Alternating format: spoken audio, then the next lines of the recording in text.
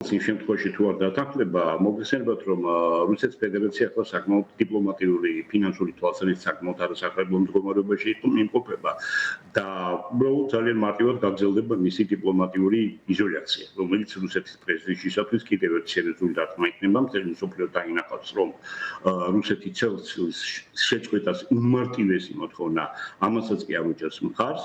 და შესაბამისად, რაც შეეხება ქმედი ღონისძიებებს, ვიდრე უბრალოდ პრესტიჟი არის, რომელიც ფედერაციას უკვე დიდი ხანია დაკარგული აქვს, ეს არის შეიარაღების, რომელიც განახლდა გაგრძელება და როგორც ამერიკის პრეზიდენტი ამბობს, იგი გაცილებით უფრო მეტი იქნება, ვიდრე იყო წინა ადმინისტრაციის დროს და ასევე გაიზრდება ბუნებრივია ფინანსური დახმარება.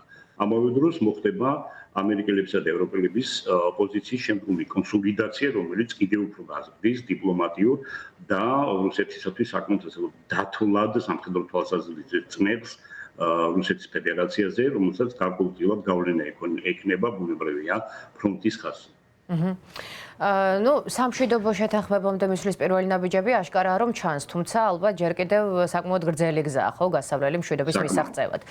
სხვადასხვა ინფორმაცია ვრცელდება ამ თვალსაზრისით, მათ შორის საუბარია იმაზე, რომ უკრაინაში შესაძლებელია დაინიშნოს ახალი არჩევნები მიუხედავად ზელენსკის პოზიციისა და განცხადებისა, რომელიც სხვა შორის დღეს გავრცელდა და ასევე განიხილება ისიც, რომ რუსეთში შესაძლოა განლაგდეს ევროპის ძალების კონტინგენტი. აი დღევანდელი მოცემულობით რა დათმობებზე შეიძლება წავიდეს ერთი მხრივ კიევი და მეორე მხრივ მოსკოვი. რა არის ის წითელი ხაზები, რომლებსაც არ გადაკვეთენ მხარეები, ასე ვთქვათ?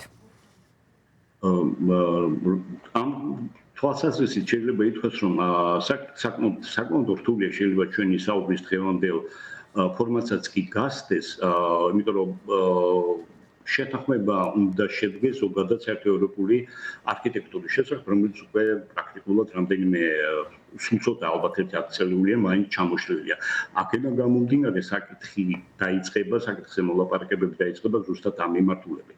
შესაბამისად, რაც შეეხება წითელ ხაზებს, ბუნებრივია ეს არის უკრაინისათვის ეს არის მისი ტერიტორიული მთლიანობა, რა შეიძლება დაითმოს და რა არ შეიძლება რომ დაითმოს, ხოლო რაც შეეხება რუსეთისათვის დაახლოებით იგივე ძალიან ტექნიკურ დონეზე შეიძლება ითქვას, რომ ასევე ეს ეხება უპირველეს ყოვლისა ტერიტორიებს, მაგრამ უფრო ფართო მნიშვნელობით ბუნებრივია შესაძლებელია შეთანხმება შედგეს იმასთან დაკავშირებით, რომ რუსეთის აქტივების დაახლოებით 300 მილიარდი ევრო არის გაყინული ევროპაში, რომლისაგანაც შარშა როგორც ვიცი უკრაინას გადაუხადეს 50 მილიარდი ევრო, ეს აღნიშნული შეიძლება ასევე დაიდოს, ასე ვთქვათ, დღის წესრიგში, დღის წესრიგზე შეიძლება ასევე განხილული იქნეს, მაგრამ მხოლოდ ვარაუდებია, იმიტომ რომ წინ გვაქვს მაღალი დონის შეხვედრა პრეზიდენტ შორის.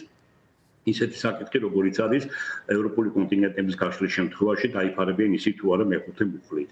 ევროპამ შეიძლება დათმოს და თქვას, რომ კი ბატონო ეს არ იქნება მეხუთე მუხლით გაშლილი ქვედანაყოფები. იქნება თუ არა ეს ევროკავშირი, შეიძლება ითქვას, რომ კი ბატონო თუ არ გვინდა ევროკავშირი, ნუ იქნება ეს ევროკავშირი, შეიძლება იყოს ასე ვთქვათ, კეთილდნების კოალიცია, რომელზეც თქვენს ეთერში რამდენიმე კვირის წინათ ვისაუბრე და საერთო ნიადაგი შესაძლებელია ასე ვთქვათ, მიღწეული იქნეს მithumetes ახლა 300 მილიარდი ევრო, რომელიც ბელგიისა და საფრანგეთის ბანკებში და გერმანიის ბანკებში არის გაყინული, ბუნებრივია საკმაოდ საინტერესო თემა იქნება რუსებისათვის განსახილველად. შეიძლება მოხდეს გარკვეულწილად იმისაც, რომ მიღწეული იქნას მეტი თანხმობა რუსეთისაგან და წააქეზონ იმისაც, რომ მეტად მიიღოს ევროპული, უკრაინული და ამერიკული წინადადებები, რომ მოხდეს ელემენტარულად ამ აქტივების ასე ვთქვათ, გავლობა და შესაბამისად მოხდეს გარკვეული შეღავათების მიცემაც კი არასრული, მაგრამ ნაწილობრივი სანქციებთან და ტარიფებთან დაკავშირებით.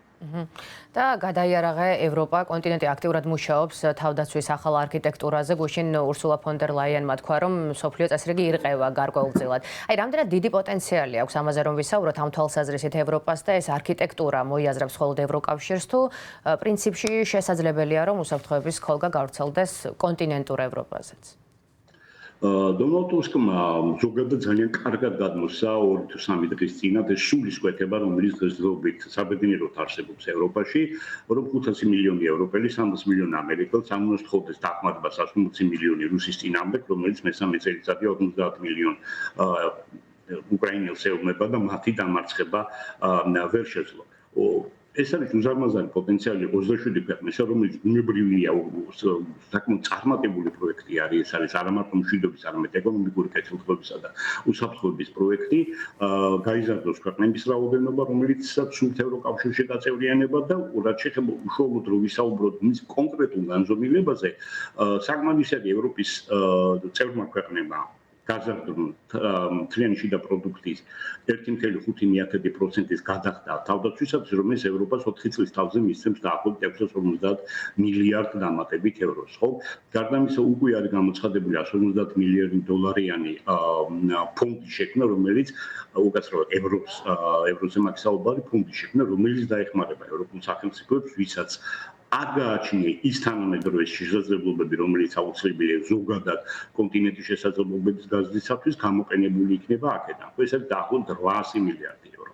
და გარდა ამისა, არ უნდა დაგვაუწყდეს, რომ ევროკავშირში არსებობს ისეთ სახელმწიფო, როგორც არის საფრანგეთი, იგი თერმობირთვული სახელმწიფოა და დაახლოებით 225-250 თერმობირთვულ კობინს ფლობს. შესაბამისად, ესეც ზოგადად ევროპული საფრთხეების საკითხი იმ თვალსაზრისით, რომ თუ კი საჭირო გახდება ზოგადად ევროპის უზრუნველყოფა და ამას ხარს უჭერს, რა თქმა უნდა, გერმანია, რომელსაც ჭირდება ბირთვული კობინები, უბრალოდ ბირთვული თავდაცვა, შესაძლებელია დღის წესრიგში დადგეს ის, რომ საფრანგეთმა გაზარდოს ბირთვული შეიარაღება. ასე რომ ეს საკითხები როგორც ჩანს ძალიან მალე უახლოეს, არა რა თქმა უნდა, უახლოეს დღეებში, მაგრამ უახლოეს 3 წელიწადში ბუნებრივია საბოლოო სახეს შეიცავს. დიახ, და რამდენად შესაძლებელია ბოლოს კითხავთ ეს ევროპული უსაფრთხოება გავრცელდეს მათ შორის საქართველოზე და რა არის საჭირო ამისათვის თბილისის მხრიდან? საჭირო არის გაცილებით აქტიური თავდაცვითი და უსაფრთხოების პოლიტიკის გატარება ევროკავშირთან მიმართებაში, უფრო ახლო დიპლომატიური ურთიერთობებში შესვლა პარიზთან, კარგი იქნება ასევე ლონდონთან ამის გაკეთება და ბერლინთან, იმიტომ რომ სახელმწიფოები, განსაკუთრებით ბერლინი და პარიზი წამყვანი არის ევროკავშირის თვალსაზრისით, ხოლო რაც შეეხება საფრანგეთს თავის სამხედრო შესაძლებლობებით, შემიძლია გითხრათ, რომ დაახლოებით იგივე მნიშვნელობა აქვს ევროკავშირისათვის საფრანგეთის ბირთვულ შესაძლებლობებს, როგორც ამერიკის შეერთებული შტატების ბირთვულ შესაძლებლობებს ნატოს წევრი ქვეყნებისათვის. გავრცელდება თუ არა ეს ბირთვული ქოლგა, ან ზოგადად ბირთვულ, ასე ვთქვათ, ჩვეულებრივი შეერაგებული ძალები მაქვს საუბარი უსაფრთხოება საქართველოსზე, რა თქმა უნდა, როგორც კი საქართველო გახდება ევროკავშირის წევრი სახელმწიფო, ბუნებრივია იგი ავტომატურად გავრცელდება საქართველოსაც.